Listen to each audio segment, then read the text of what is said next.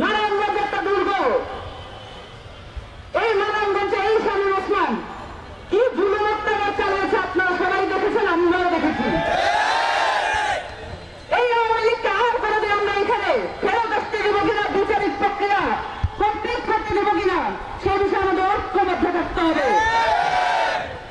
শামীম ওসমান সহ এখানে যত ওসমান পরিবারের যত লোক আছে, তাদের যত সুবিধাভোগী আছে, তাদের বিচারের আওতায় আনতে হবে। এবং বিচারের আওতায় আনার জন্য আমাদের একটি ঘোষণাপত্র প্রয়োজন। এই ঘোষণাপত্রে আমাদের সংগ্রামের ধারাবাহিকতা উল্লেখ থাকতে হবে।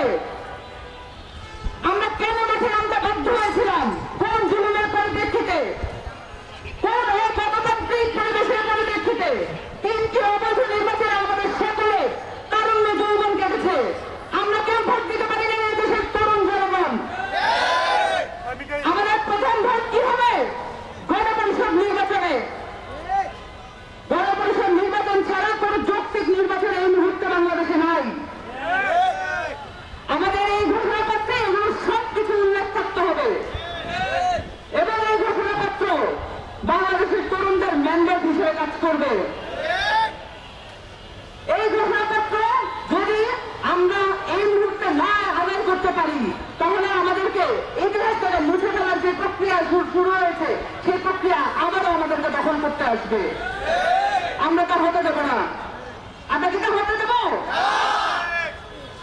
এই ঘোষণাপত্রের তরুণদের যে আকাঙ্ক্ষা, যে উচ্ছ্বাস, সেটার উল্লেখ থাকতে হবে। এবং আমরা দেখেছি গত 4 মাসে কোন রাজনৈতিক দল এই ঘোষণাপত্রের উদ্যোগ নেয় নাই। এই রাজনৈতিক দলগুলো বাংলাদেশের তরুণদের পাশ বুঝতে পারে নাই। বাংলাদেশের তরুণদেরকে রক্ষা করার জন্য, বাংলাদেশের সংগ্রামী জনতাকে রক্ষা করার জন্য এই ঘোষণাপত্রে তার কোন ধরনের উদ্যোগ নেয় নাই। বৈষম্যবিরোধী ছাত্র আন্দোলন আবার সেটার উদ্যোগ নিয়েছে। যেমন করে তারা অভ্যুত্থানের নেতৃত্ব দিয়েছিল, তেমন করে তারা অভ্যুত্থানের পরে এই ঘোষণাপত্রের জন্য আবার নেতৃত্ব দিচ্ছে।